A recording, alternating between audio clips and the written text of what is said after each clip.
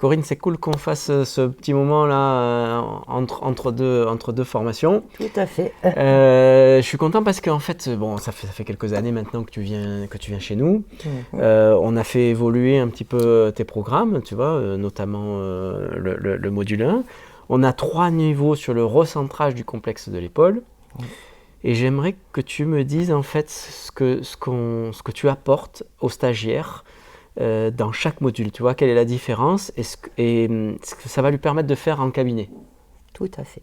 Alors, dans le module 1, donc, il est passé effectivement de 2 jours en 3 jours. Ouais. On avait bien discuté ensemble parce qu'il était très chargé au niveau Il du était programme, dense. très dense.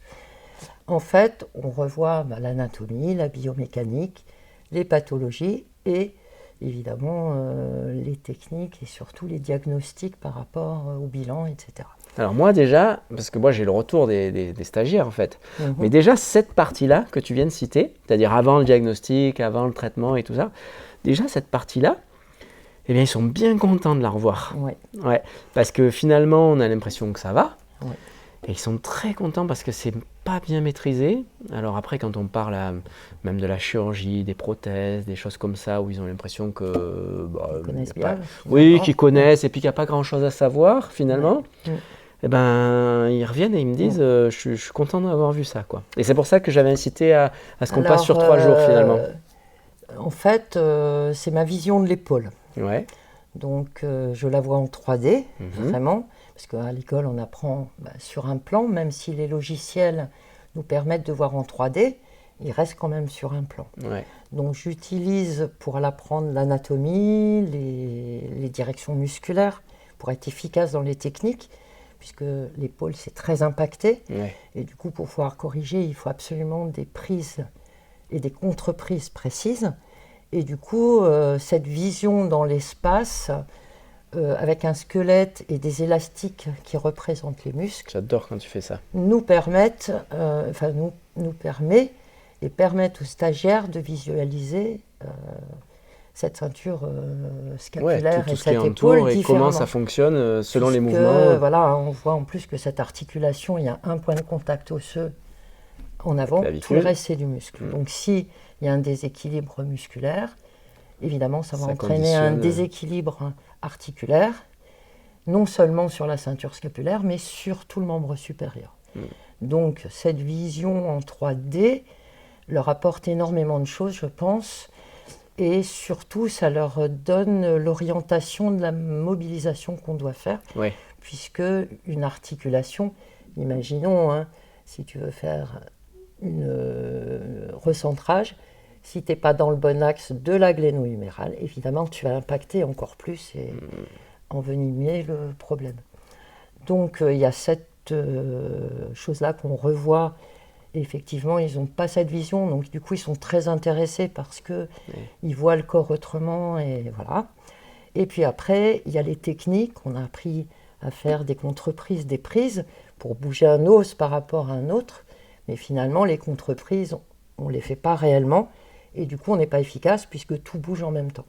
Donc toutes ces petites notions de base qu'on devrait avoir acquis en sortant de l'école, souvent malheureusement on les perd au fur et à mesure des années, et du coup on est moins efficace. Si toutefois on les a déjà eu à un moment donné. Tout à fait. Donc ça, et puis évidemment il y a toute la partie stabilisation après, qui est un travail musculaire, un travail sur la posture, une proprioception, parce que c'est pareil, si on a été opéré par exemple d'une épaule et qu'on n'a pas travaillé sur le schéma moteur du mouvement, enfin sur le bon mouvement, le patient va continuer dans son mauvais schéma avant l'intervention quand il y avait sa rupture. Donc logique. Finalement, c'est pas... Tu donnes les tuyaux là-dessus? Tout, je donne tout moi. Oui, ça je sais bien qu'il n'y a pas de problème sur... Donc voilà, et puis après les pathologies, on apprend des protocoles, par exemple la prothèse inversée comme exemple. Normalement, la loi convexe sur concave, quand on mobilise une épaule, c'est une partie convexe qui va bouger sur une partie concave, donc il y a des glissements associés. Évidemment, la prothèse inversée, c'est l'inverse, c'est une partie concave sur une partie convexe, donc évidemment, le glissement est à l'inverse d'une épaule normale. Donc habituelle. quand on ne connaît pas toutes ces techniques, on est dangereux pour le patient. Et oui, c'est ça qu'ils ont. Pour l'articulation, pour la prothèse. Et les chirurgiens le savent, ils préfèrent ne pas envoyer vers les kinés parce qu'ils ne maîtrisent pas. Exactement. C'est pareil, par exemple, la butée, je suis très étonnée de voir qu'ils n'ont pas compris que cette butée, finalement, elle est là pour déplacer les insertions musculaires du coraco-brachial et du court biceps pour que dans le mouvement luxant, ça obane l'articulation pour éviter la luxation. Mais les gens ne le savent pas parce qu'on leur a pas vraiment expliqué c'est pas juste une butée mécanique, quoi. Je leur donne des clés pour qu'ils puissent retrouver leur traitement par rapport à des délais, par rapport à justement l'intervention elle-même. Voilà. Moi, ce qui m'intéresse, c'est qu'effectivement, ce que tu viens de dire, on le voit très souvent, c'est-à-dire que moi, les stagiaires me disent que il y a pas mal de chirurgiens qui refusent d'envoyer vers les kinés, sauf quand ils connaissent les kinés. Parce que... quand ils savent qu'on ne va pas être dangereux. Ce qu'il faut bien comprendre, c'est qu'un patient qui est opéré, le chirurgien qui l'opère bien ou mal, à la limite, c'est pas très grave. Ce qui est très important, c'est notre travail à nous, c'est la libération de cette articulation. Par exemple, imaginons une prothèse inversée. Elle est bien posée, donc les amplitudes, c'est le chirurgien qui donne l'amplitude articulaire. Par contre, si nous, on n'a pas enlevé les adhérences, si on n'a pas été chercher cette libération des tissus, en fait, autour périarticulaire, le patient n'aura pas son amplitude. Donc nous, notre rôle, c'est de libérer, évidemment, pour permettre à la prothèse de marcher. Ça, c'est un exemple. Mais évidemment, dans toutes les autres pathologies, c'est pareil. Tu parles de prothèse, mais on a vu, on avait reçu des sportifs de haut niveau, même en formation, tu vois, où on a vu le résultat tout de suite. Alors, par exemple, là, je vais vous raconter l'histoire d'un patient que je viens de recevoir récemment. Il est donc sportif de haut niveau, en volleyeur, et il s'est fait une lésion de la coiffe. D'accord. Finalement, avec un bon bilan, quand on connaît bien les choses, je me suis aperçu qu'il avait des fixateurs d'omoplate très puissants, un trapèze inférieur très puissant, qui nous cachait une scapula lata par étirement du nerf thoracique long. C'est-à-dire qu'il avait sa scapula qui n'était pas maintenue par le muscle dentelé antérieur, et du coup, il était compensé par une musculature harmonieuse du dos, mais la scapula lata existait quand même, et ça s'est rétracté à la partie postérieure de la capsule.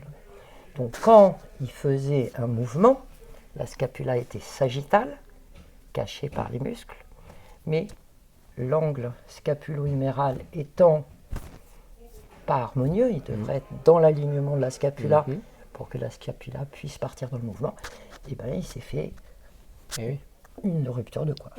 Voilà. Comme ça, c'est des petits détails qui nécessitent de connaître évidemment l'épaule. Donc après, il y a le niveau 2, évidemment, où je vais travailler sur tout le membre. Oui, pas que l'épaule. Pourquoi ? Parce que le biceps et le triceps étant des muscles biarticulaires, le biceps est souvent agressé dans l'articulation puisque il est en angle droit. Donc, il va avoir par exemple une inflammation, ce qui va mettre en tension le biceps. Malheureusement, ça ne descend pas à la tête humérale, ce serait trop beau, mais ça va tracter sur le tubercule radial, ça va désorganiser le coude, c'est-à-dire ça va tracter la tête vers le haut et l'intérieur, et du coup, il va y avoir un déséquilibre en bas. Si on ne réharmonise pas jusqu'en bas, évidemment, après, il y a la colonne du pouce, il y a le pisiforme aussi sur la chaîne postérieure. Si on ne réharmonise pas les colonnes de la main, l'avant-bras et les muscles biarticulaires, le problème de l'épaule va toujours revenir, oui. puisqu'il y aura un déséquilibre. Oui, tu vas faire du bien, mais ça risque de pas durer dans le temps. Donc en fait, ça nécessite finalement toute cette partie-là. Une prise en charge un peu plus globale. Tout à fait. Et quand on connaît bien les techniques, et c'est pour ça que ceux qui viennent et qui font tous les modules...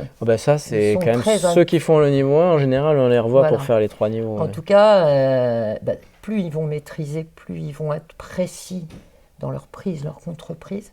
Oui, parce plus c'est rapide. Parce que tu parles mais le niveau 2, il n'y a pas que ça. Hein. J'ai vu que sur l'épaule, tu allais plus loin. Je fais des techniques plus complexes. Et que justement, plus complexes, avec des contre-prises plus difficiles. C'est pas juste... C'est-à-dire que la tête humérale étant sphérique, la glène étant concave, avec en plus une forme en poire, et que chaque mouvement était associé de glissement, translation, etc. Donc ce que je disais, c'est qu'effectivement, dans le niveau 2, tu vas jusqu'à la colonne du pouce, coude, colonne du pouce, pour tout ce que tu viens d'évoquer. Tout ce qui est tissulaire aussi, évidemment. Mais tu fais des contre-prises qui sont plus complexes. Parce qu'au niveau 1, ils maîtrisent une contre-prise, une prise dans la même main. Alors que moi, je vais faire une contre-prise, une prise, une prise, une prise, 3 prises dans la même main pour gérer tous les mouvements sur une épaule. Multifonction. Tu te sers de la main, c'est bien. Voilà. Et du coup, ce niveau 3, parce que là, aujourd'hui, on est en niveau 3. On est en niveau 3. Et alors, celui-là, il est aussi intéressant parce que tu reçois des patients. C'est-à-dire que les stagiaires demandent à quelques-uns de leurs patients de venir. Alors, en général, ce ne sont pas les plus simples, évidemment, que tu reçois et tu fais en direct. Et tu refais le bilan, le traitement. On le fait ensemble. C'est ça. Parce que moi, ce que je veux, c'est voir ce qu'ils ont compris. On le refait ensemble et on guide le traitement ensemble. Effectivement, la finalité, c'est quand même de traiter un patient. Bien sûr. Voilà. Mais ça veut dire que si tu veux, tous les questionnements, tout ce qu'ils ont eu, ils ont pu faire le niveau 1, ils ont pu faire le niveau 2, donc ils travaillent déjà avec pas mal d'épaules. Ils ont parfois des super résultats et puis parfois ils sont un peu coincés. Là, c'est l'occasion de rebalayer un petit peu tout et de se dire, est-ce que j'ai bien tout compris? Est-ce que mes interrogations trouvent une réponse? Tout à fait. Je réponds à toutes leurs questions. Justement, avec le travail qu'ils ont fait dans leur cabinet, il y a des pathologies, ils vont bloquer un petit peu et on retravaille tout ça. Et j'essaie de faire venir des patients, évidemment, qui acceptent de venir et qui sont contents d'ailleurs de venir. Oui, en général, oui. Et je prends toute pathologie non opérée, opérée, des tendinopathies, des lésions de la coiffe non opérées, opérées, des luxations, des butées, il y a tout. Des fractures de clavicule. J'essaie de prendre un panel de patients, si c'est possible, pour qu'on revoie ensemble toutes les pathologies et les techniques appliquées aux pathologies. C'est super. Je sais que ton investissement dans l'épaule depuis tant d'années est important. J'avais adoré l'approche dans le niveau 1 où toi-même tu fais patiente pour que les stagiaires, tu puisses se sentir... Je sens leurs mains parce que là, actuellement, c'est vrai que la thérapie manuelle est un petit peu plus... pas boudée, mais on en fait moins, on fait beaucoup d'actifs. Il faut faire de l'actif, je le dis bien. S'il n'y en a pas, il ne peut pas y avoir d'harmonie dans l'équilibre. Moi, j'aime bien l'idée qu'on fasse d'abord le traitement manuel pour réharmoniser en fait notre recentrage et après passer à de l'actif. Et là, on va être plus performant. Et après, on autonomise le patient en lui demandant de faire des exercices, mais il faut qu'il les ait compris. La correction des exercices est aussi précise que ce qu'on fait les prises et contre-prises de manuel en passif. Pourquoi? Parce que par exemple sur une posture, souvent on dit sors la poitrine. Là il n'y a aucun muscle qui travaille puisque c'est un ballon de la ceinture. Après on leur dit serre les bras. Non, puisqu'on va solliciter les rotateurs internes et les rotateurs externes ne peuvent plus travailler. Enfin, tous des petits détails qui font que l'exercice, s'il est mal fait, va augmenter le problème de l'épaule. Super. Écoute, je pense que ça sonne la fin parce que j'entends qu'ils jouent au baby-foot à côté. Ils sont de plus en plus excités, donc je vais te laisser retourner en cours. Mais merci en tout cas. De rien. Merci à vous.